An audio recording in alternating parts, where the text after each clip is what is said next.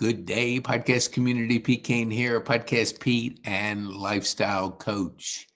We have a special podcast because we are flipping the script. Steven's a friend of mine from Rotary. We hang out at least once a week, sometimes more than that. And we thought it would be kind of neat that he could take the role of host and ask me anything that's on his mind. So, Steven, for the people that don't know you, tell our viewers who you are, what you do, and who you serve, and then the floor is yours. So my name's Stephen Whittier, and what I do is IT consulting in the software development and services space.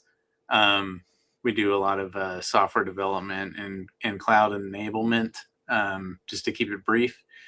And as far as who I serve, my family first, and my community second, as much as possible. And a lot of that, as you mentioned, is through Rotary, and also through the church that we attend. Awesome. So that's that. And actually, Pete, I was going to ask you the exact same question for our viewers. Okay. So let's go ahead and raise some cane. Okay, I love it. I love it. When Derek Easterly said, "Hey, we're going to name you Raisin Cane or something," I said, "That's already been taken by a fast food place. So you can only have one Raisin Cane in Kennesaw and be original." Okay. So anyway, that's side answer there. So what I do, I mean, certainly faith, family, and I try to enjoy everything I do every minute of the day, because I realize that life can leave us in any second. So I appreciate every conversation, every moment, everything. And so what I do for a living is we do something called a podcast flywheel. We build relationships through podcasting, building leadership online, and that creates a community, which creates courses. So we just want to help people go from local impact to global influence through the most effective way possible.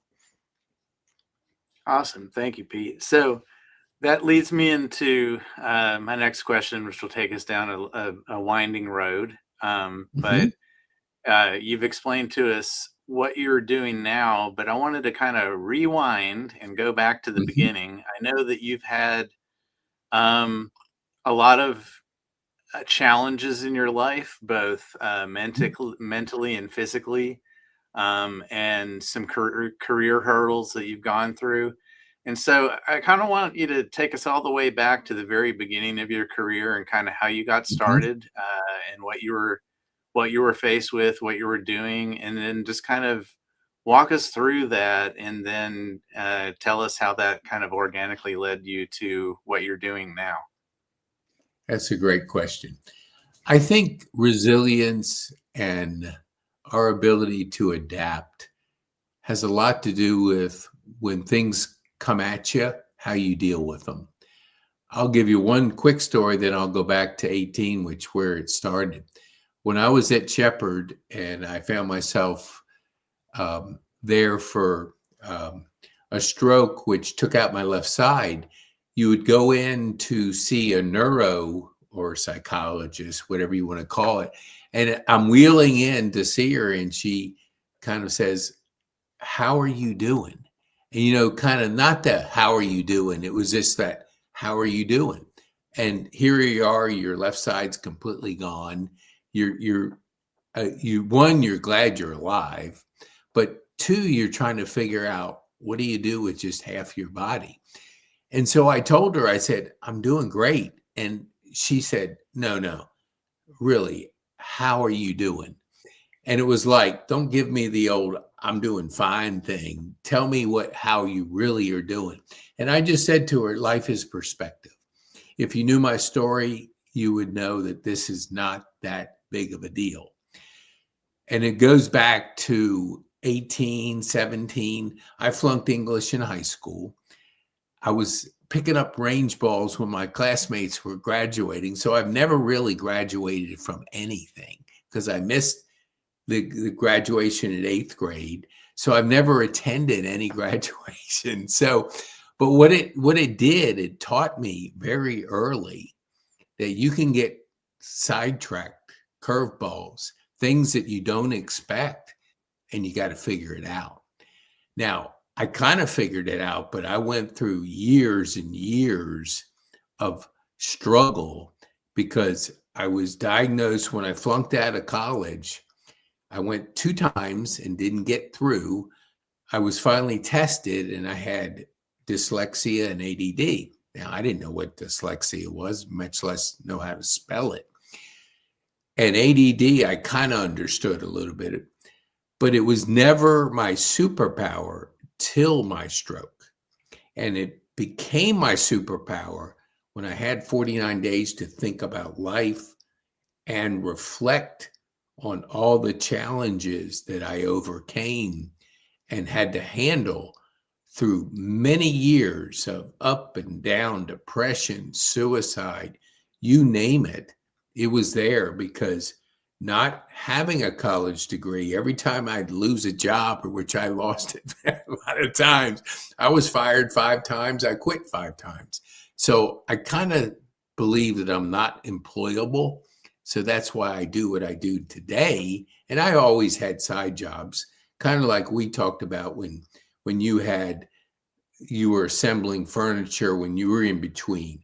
You just got to figure out how to do things that'll give you some revenue. Well, I always was trying to figure it out. Sometimes that didn't work, but sometimes it did. So I think my life over 40 some years is just like a roller coaster. So handling those down times, I now have a better feel for handling that than I did through those 40 years. I mean, I was hooked on drugs. Now, it was legal drugs, but it was still speed, Ritalin and Adderall. So, the first thing I did every morning, 7 days a week, was take my pill at 5 o'clock in the morning. I did it on Sunday. I wasn't working, but I was hooked. So, when you have that kind of mindset and you know that you can only depend on drugs, it just captures you and it throws you into some crazy places. I'm just glad I survived. Mm-hmm. And so you mentioned earlier that you never graduated from anything. So when you were finished with school, what was one of the first things that you decided to do? Did you That's a good did you go to college right away, or did you have some time in between where you were doing some things, or what did that look like? Yeah, that's a great question because I was never good in school. I was always remedial reading. I was always in the slower class because I just had a hard time comprehending and reading and stuff. So I flunked English, but I graduated. I went to summer school. Now, everybody that I was in that summer school with, they could give a rip about school. I cared, but I had a very tough English teacher. And it was the first year that they actually failed you and you didn't walk the walk with a blank diploma and then get out in summer school. They just decided for whatever reason, which is, hey, I flunked. But what I did, I got into Virginia Tech. I went 2 quarters. I was flunking. So I thought, okay, I got to get out before they kick me out. So I went home, got a job, and I said, if I can go back and get an apartment and have a quieter environment, I'd have a better chance. So I go back and it lasted 1 quarter. I was flunking everything. And then I realized that there was something wrong, like my comprehension. So I always loved people. Like I won't say I was like the class clown, but I enjoyed just people. So when I'm trying to figure out what to do, I said, well, I'll go into sales. So I just picked up the phone and started calling people because my dad worked for a candy tobacco wholesaler and he had all these business cards. And I just started calling people and said, hey, you got any? And I got a job. I mean, because my resume wouldn't have gotten a job because it Uh-huh. wasn't a good resume. But I just got on the phone and called every single time I was out of work. I didn't send out resumes because that wouldn't got it anywhere. I just got on the phone, called people, call my friend. Hey, you know if anything's going on, and it would work. But so that I just loved people and realized that I was going to be in some type of sales that would be just around people, and I wouldn't have to write and do the academic things. So one of the things that you had mentioned to me, this was several months back, I think, but Hmm? it was interesting to me, and I just wanted to ask you about it again, and because I think maybe some other folks may find it interesting too. But you had gotten hooked up with Planters peanuts, I think, and so I want to know how that happened and what you did specifically, because I just think it's an interesting story. Yeah, that was my first job.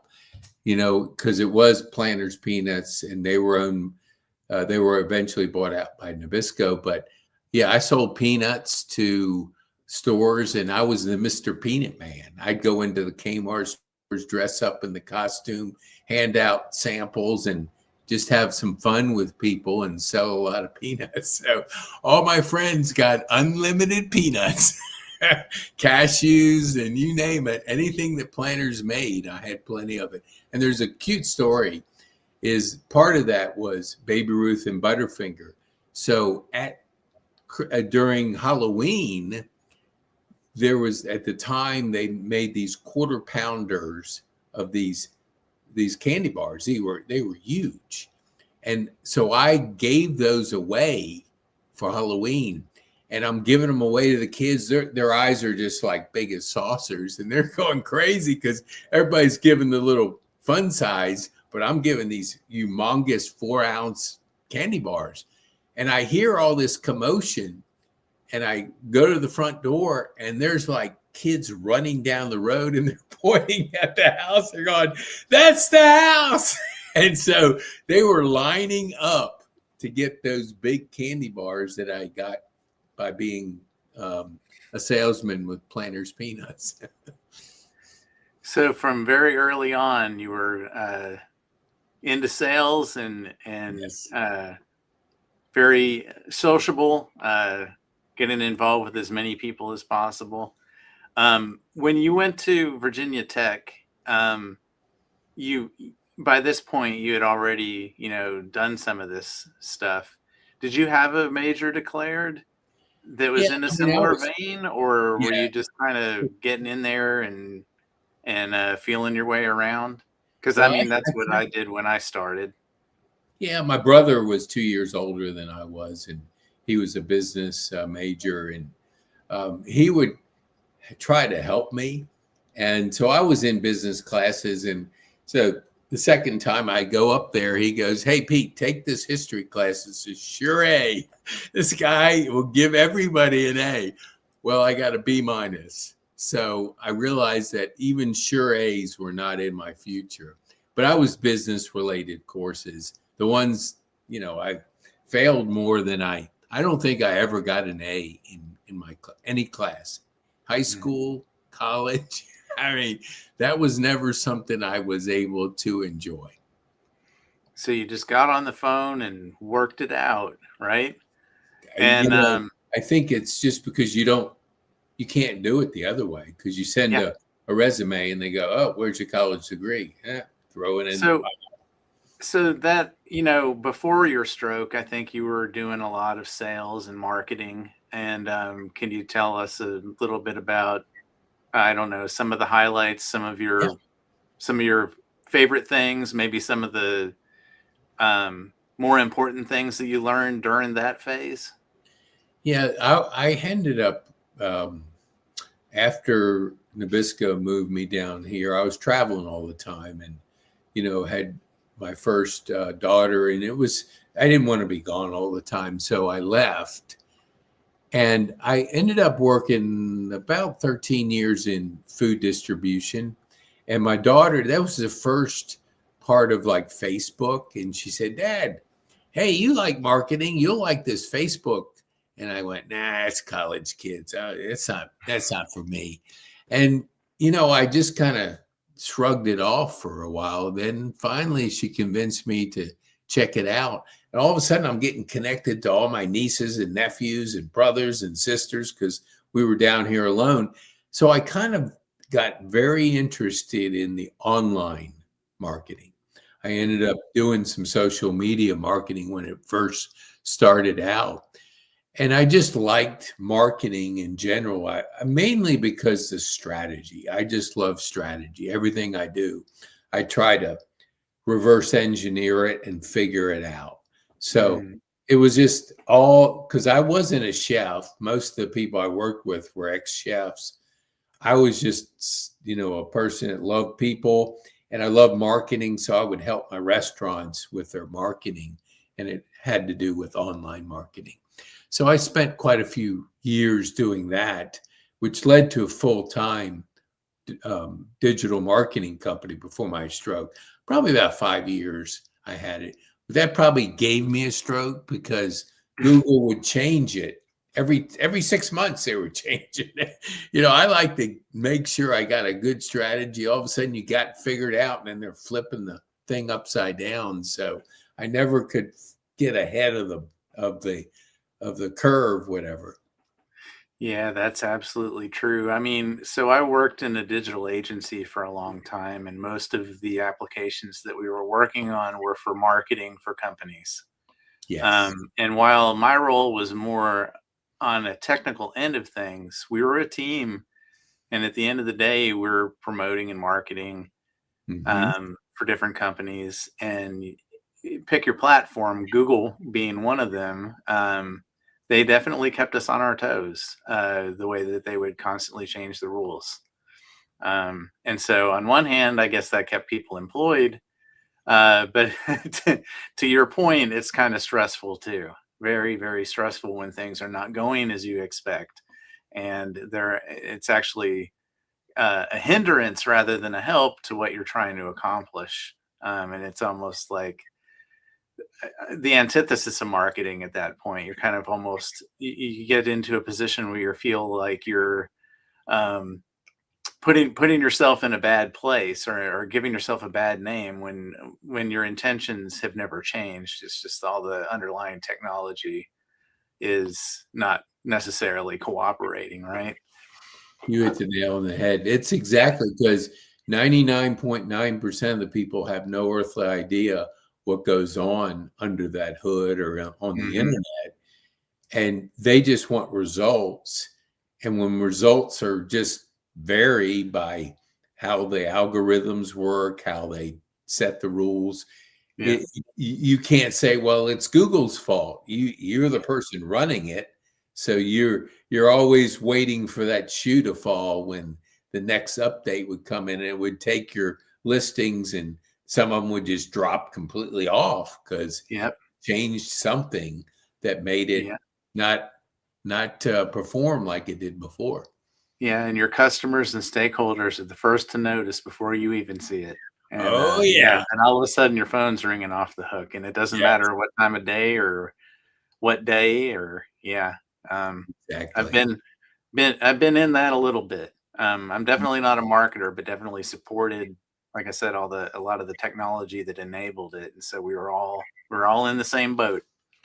Yeah, that's exactly right. Because we would work with IT people because really you're coding, you're programming, you're setting up the back end.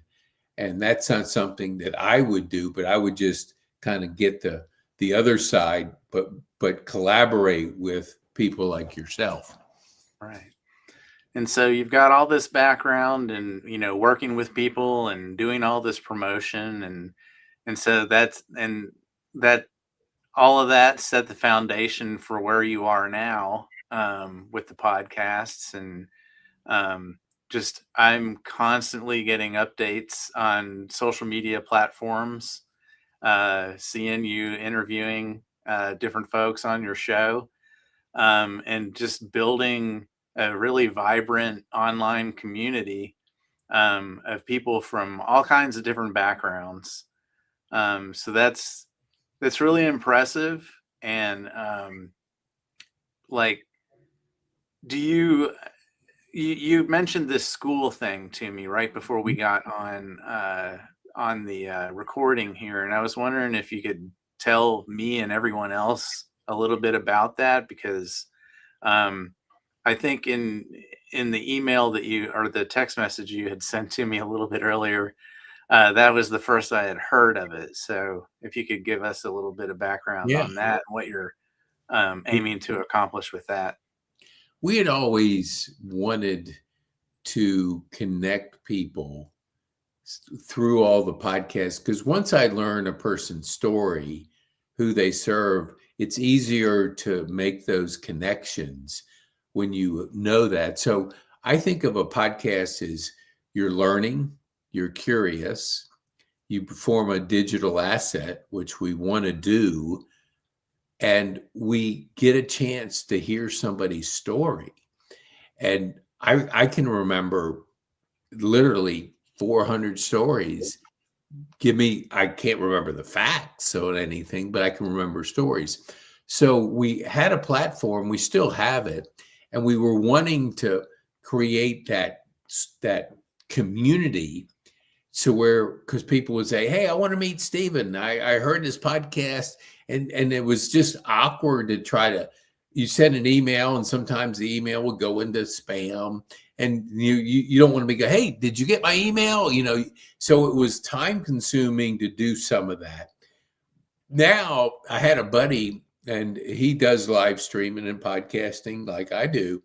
He kept telling me about Skool, and I kept calling it Skool. I just called it Skool. I kept calling it Score because just my mental, they're so similar. My brain doesn't know the difference. So we're at a live event, and I'm talking and introducing him, and I'm saying he's going to talk about community and score, and he's going, "No, it's not score, it's school." So I wasn't good in school, but now it's my favorite way to connect people, because we invite everybody after the podcast and even before to join, and it's free to join. I give them 2 good courses to help their personal growth. And then it's easy for me to connect them. I can say, "Stephen, you got to meet David Stewart. And you got to, you can make these connections. You can go on there and see their profile. You can chat with them. You can follow them. You can do anything you want. You can call them. And it makes connecting so much easier. And so I just was playing with one before this, Mark Zimmerman. We grew up kind of together. Our kids did. And he's retired now. And all of a sudden, I don't know how it came up, but he's a Rotarian up in Red Top.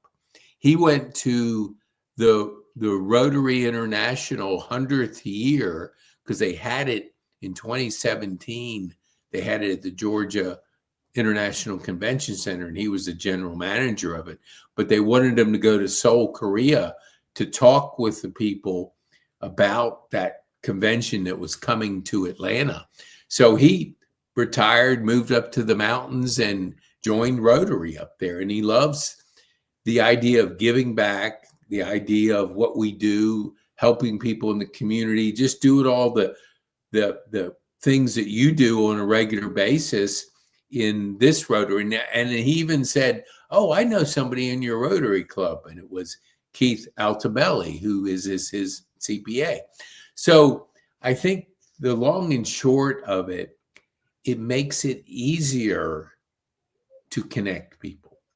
And the value, most anybody that's older than, say, 15, relationships. I mean, people buy from people. They don't buy from companies. So the more you're connecting people and helping, and right after the podcast with Mark, he's going, "Hey, do you know this person? Do you know this person? Hey, I'll get this person to be on your pod." So he's connecting the dots, and it'll be easier for him to do that in school.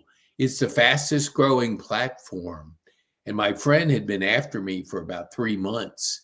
And I'm in another community in there. And I was just studying it just to see how it worked. I always like it to be simple. I didn't grow up, ADD people always make things more complex than they need to. It's like whatever, you always have 25 things to do when you can probably only get 10 done or 5 done. It's just the way our brains think. I'm always trying to simplify it.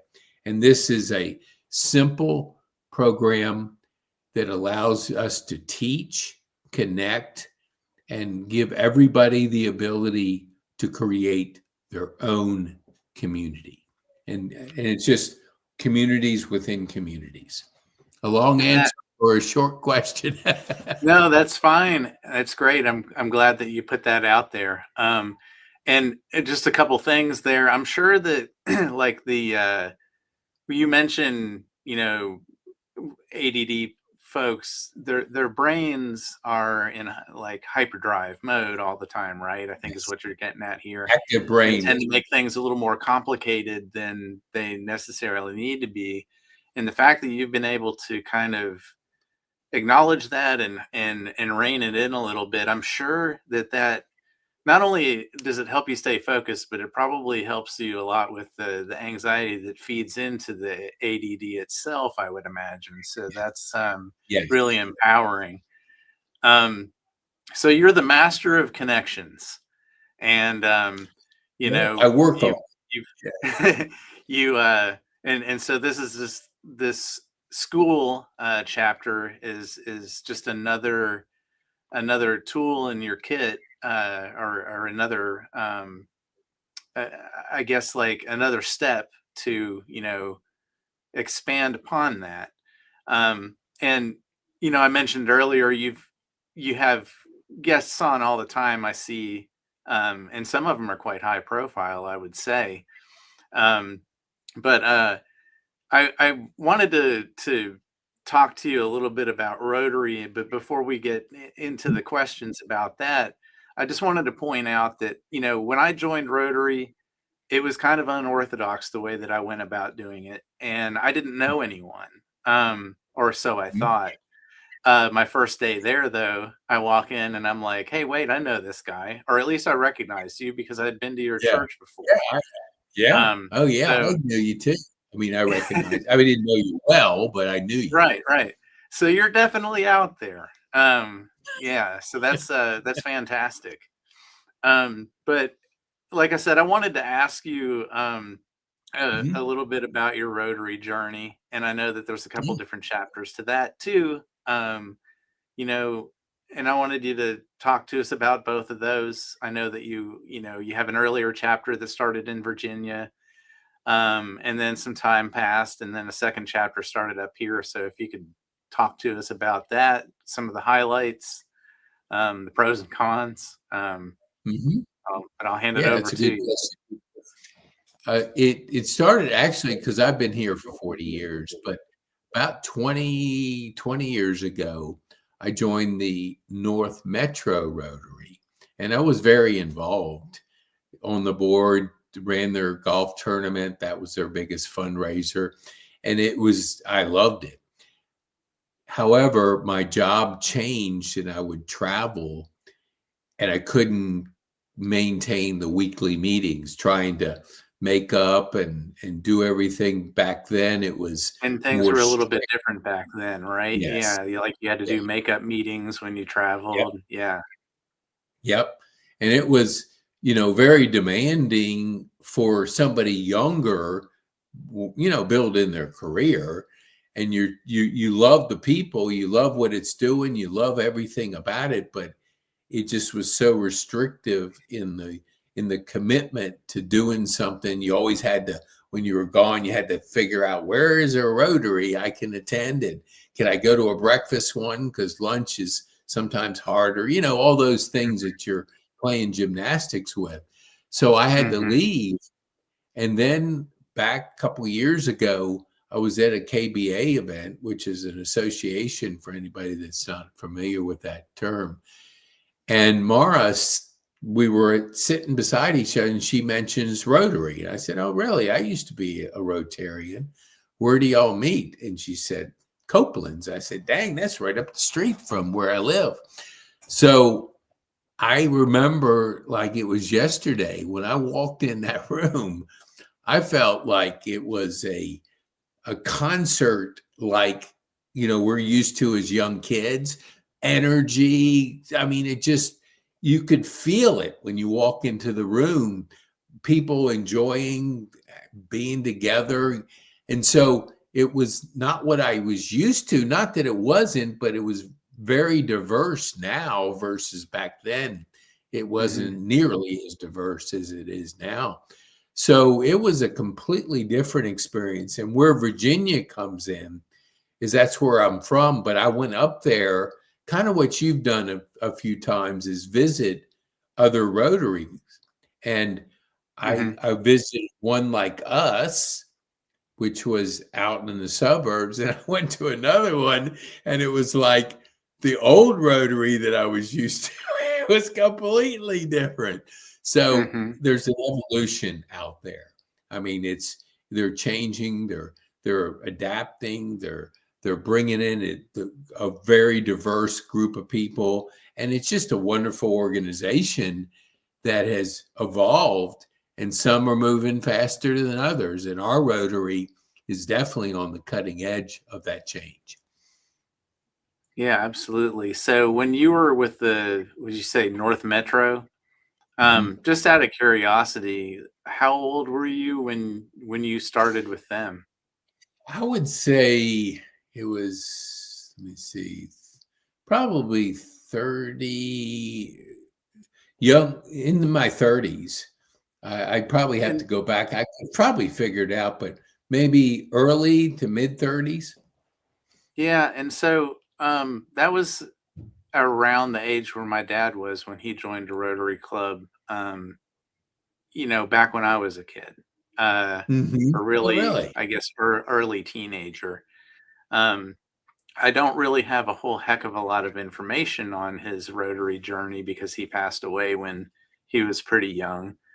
Hmm. But there is that background or that small connection there, that fed into my decision to look into it. But he was about the same age. So I mean, on the grand scheme of things, I would imagine you were probably one of the younger members that was in there at the time. Um, but I think there was, um, yes, for sure. yeah, Yes. yeah, and it's probably the same for him too. Um, Mhm. so yeah, but you're to your point, the energy that was in the room. There was an article that was published in Forbes that actually North Cobb Rotary shared on their Facebook a couple of weeks ago about a gentleman that visited the Roswell Club. And I think that they are also another one of these clubs that's like really large and active. Mhm. Um, and as I was reading that article, a lot of the things that you've said, a lot of the things that I've said, this guy was saying about he had a preconceived notion when he went in. The bar was pretty low. His Mhm. expectations were low. He was expecting it just to be kind of stiff and, like they were going to do a presentation and he was going to leave and that was going to be it. And it was everything but that and more. So, you know, I'm extremely grateful that I kind of stumbled upon all of this. That goes without saying. And Pete, you're instrumental in keeping that energy going. You're in there, you're part of it every week. And it's great having you there. It's great working alongside with you. It's also great seeing you bring in you probably hold the record right now for guests for the year. I would imagine you've had a lot of folks, especially here in the last few weeks, that you've been able to bring in. And I'm hoping that that it's obviously for David. We mentioned him a little bit ago.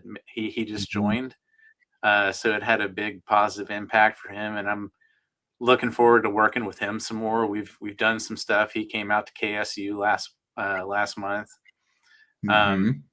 but yeah, I'm hoping some of these other guys that you've brought in, that maybe it'll stick with some of them, and they can join the crew too. Because as you know, we'll need plenty of hands that smoke on the lake here as we go into 2026, right? And And yeah, that, and I think it's you and I served together at that this last spring too, and that was a real hoot. yeah. Yeah, I think it's like the Alex that who goes to our church, and when I invited him, he's in his own business. I called him afterwards. I said, What was your takeaway? What did you think?" And he was coming at it with a set of eyes like, is there like a secret, like something? And he goes like, and he was asking all these good questions, but he was kind of like, there was a lot of energy in there. And he goes, is this like tied to a religious organization? I said, no. He goes, do you guys do anything like behind the scenes that I'm not aware of? I said, no. Besides serving, I mean, we're always serving things. There's probably 30, 35 projects going on with different people. Everybody, that every project we do, somebody leads it. But he was asking all these questions. And I think to your point where you walk in, and if you never experienced it, you don't know what to expect. You think it's Hmm. like the Elks Yacht Lodge, and I don't know much about that group, but that's what he was saying. Is this like, do you have a secret handshake? And Yeah, yeah. you know, he So, was saying all this stuff like, that it's people's perception, and so you have to. So I said, look, no, it's people that are making a difference in the community. And when you give back, there's something special that fills your heart, because when you're serving others, it just lightens up your life. So hmm if you think that that's something that you want to be a part of, where you can serve the community, meet some great people, hang out with some wonderful people on a regular basis, then it hmm might be for you. hmm If it isn't, that's okay too. I just want you to know there's no secret handshake. There's right, no right. like, we're not going to brand you with a tattoo and you Yeah, have to do certain things. I said it's just people making a difference, giving back in the community, and making the world better. yeah, yeah.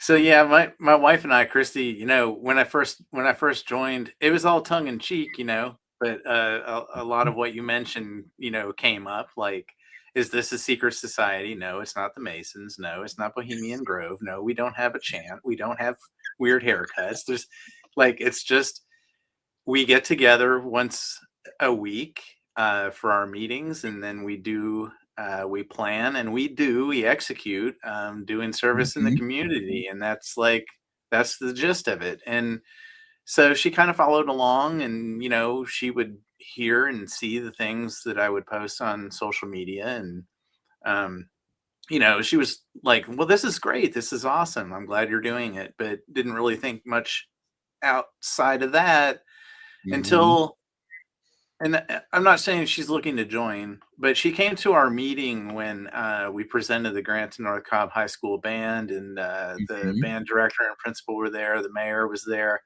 and her and Veronica, my stepdaughter, attended the meeting.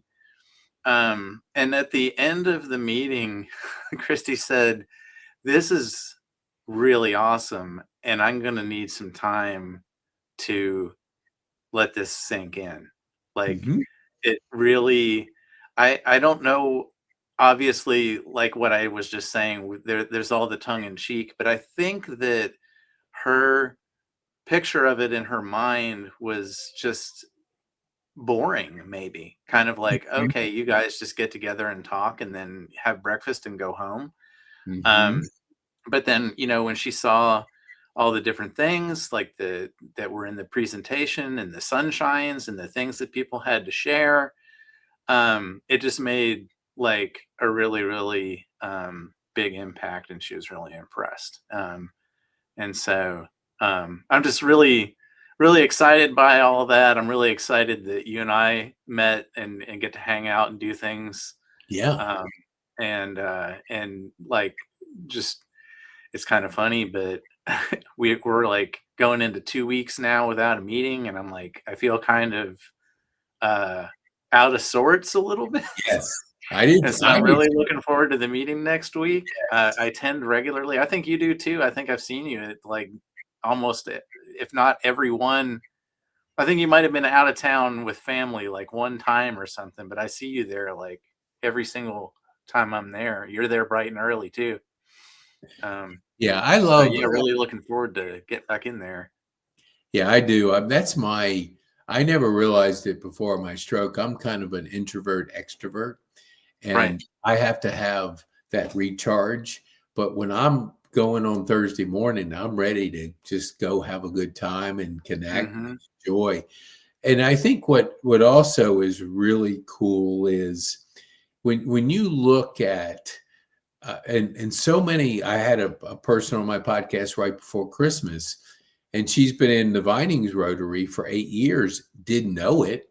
I did something with her foundation years ago, and Mm-hmm. I said I'll be there in just a little bit. I'm leaving my Rotary meeting, and she said, "Hey, you're in Rotary too." I said, "Yeah." And so people love when they get an understanding and they get to experience it, and they see wonderful people serving the community and just making an impact. It just makes you feel good, because there's challenging things out there in life, and if you can have an outlet. And I just set up my schedule on Thursday morning. Now, you've been nice enough to give me a ride at night, because I don't drive at night unless I absolutely have to. So there's some events I was able to go to because you were providing transportation. So I appreciate that. But it is a great way to show people how people are making a difference and an impact in the community. And you have to see it to believe it. And I just want to go back to one thing you said about Skool, and it has to do with Christy, is if we do what we love to do, you don't work a day in your life. She loves creating. She loves the art of helping people to think, to create. And we were talking that last time. We're born to create. And if we don't create, we don't feel good. Like if we just consume TV, media, whatever it is, we're end up consuming other people's lives when we need to create our life. So her ability to impact the seniors and people with art classes, because there's nothing more special than watching people create. And so, I will say I'm glad that she's going to be on the podcast, because community needs to know that those are options out there, that you can get together in community and create something special, whether it's a painting or whatever it is, you create it. And for her to lead it, I think it's absolutely phenomenal, and I love it. Yeah, I'm really looking forward to y'all getting together. Is it next week? Yeah, Next Saturday. Yeah. So yeah, you're gonna talk to her next Saturday morning, which is right before she goes to Celebration Village to do another painting class. So that'll be a really good way to kick off the day. Yes. To have a discussion about that, and then go off and do the thing over there. Yeah. So Yes. yeah.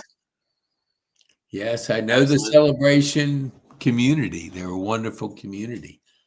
Yeah, they absolutely love having her there. I think it's I'm like not surprised, because one of the big things they look forward to each month. Yeah.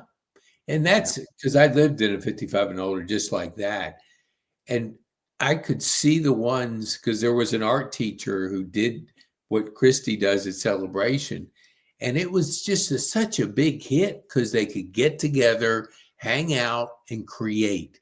And I could see it in the people that were participating in it, and just the way that people respond to activities like that, Hmm. that help to feed them and help to, just allow them to get together and create things and Yeah, be that's guided. awesome. Yeah. Well, did you have anything else you wanted to share, Pete, before we wrap this thing up? I think we're Just, probably getting close to time for you. yes, contact Stephen at this number.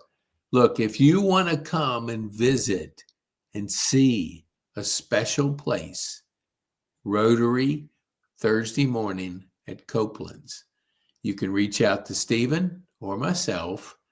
If you're a person that want to make an impact, want to give back to the community, want to be around people who are doing the same thing, come experience and see for yourself how special it is. That would be my Rotary message to the community. Yeah, absolutely. We're all in. And I Yeah, wanted you to and mention I are. too, We are. yeah, I You wanted set to the bar mention, very high, and now I'm going to have to respond because Stephen is the Rotarian of the year. Came in, and when he said, I thought this was the coolest thing, because when people say things, you were going to be there 1 year, and my first impression when I'm sitting there going, what? It seems like you've been there a couple of years, because you've done so much, and obviously you were recognized by our club for somebody that's stepping up and leading and giving and impacting, and it sets people like myself to get inspired by somebody that really is leaning in and making a difference in the community. So we thank yeah, you for absolutely. stepping And up. to touch on just briefly on something that you mentioned earlier too, that also struck a chord, is that I am also, I would self-classify as an introverted extrovert also. I Yeah. think I have crossed over a boundary though, because earlier in life I would tell you that I was 100% introverted, did Mm-hmm. not want to have anything to do with people at all. And this journey with Rotary over the last year has helped me embrace the extroversion, or the extroverted part of that Mm-hmm. equation. And also, another thing that you had mentioned as far as like um, creating or producing versus consuming. Um, when you're focused solely on your introversion, I think you're focused more on the consumption side of things most of the Yes. time. Yeah. And this has helped give me structure and give me an outlet to embrace, like I said, the extroverted side of things. And while I'm not a crafty, creative person necessarily, I've had my moments, but I think that where I've been able to excel best has been just taking the bull by the horns with this club and doing as much as I can, especially since I'm afforded the time and the flexibility to do so. So that's been absolutely incredible. And I'll also mention, Pete, on January 13th, if you need a ride to the men's extension, let me know. I would We'll say yes. we'll I head mean, on over there again. I love it. I mean, you're close enough, but Yeah. when you go through, driving at night, I'm not. That's why I've never really done much at night. Hmm. But when you extended a ride those first couple times to the men's and the women's, it's like I love that because it's just a way to serve and not have to not have to be stressed out about the driving at night that I'm not as good as I used to be. Yeah, sounds good. I'll pick up some desserts and we'll head over. Awesome. Well, I Awesome. enjoyed it, man. When two Rotarians can rap on a podcast, I think you got a good podcast. So thanks so Yeah, much. that was really good, Pete. Yeah. Hey, look, I would say I've done 400 of these, and I would say you have a career in podcasting, hosting, if you ever want it, because I think your curiosity, your heart to serve, you're just that built-in really leans into this wonderful space of podcasting. Well, thank you. I'll keep that in my back pocket. And I know I have a mentor sitting right here in front of me too. Yeah, exactly. If I need any far guidance. away. Yeah. Awesome. Awesome. Well, thanks so much. I appreciate you taking the time to flip the script so much. I really enjoyed it. You know, I get to see the other side, and I kind of like it. Yeah. I not kind of like it. I really like it.